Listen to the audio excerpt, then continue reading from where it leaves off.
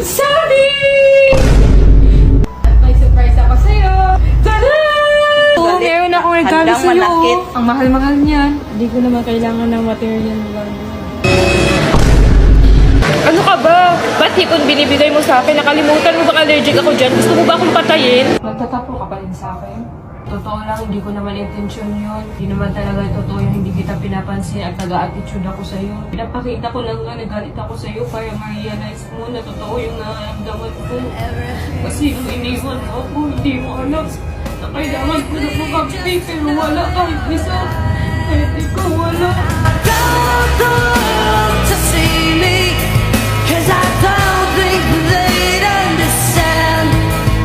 Guys, kakauwi lang namin. Gabi na kasi kami umuwi. Tapos ayun, hinanap namin si Sabi sa mga kwarto. Hindi talaga namin siya mahanap. Tapos chinat namin yung kapitbahay namin.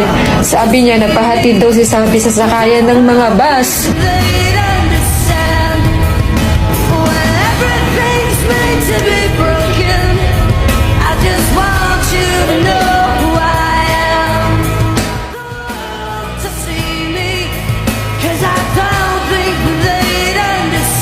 Saan po i-main ko yung mga basa sa kapanutuan?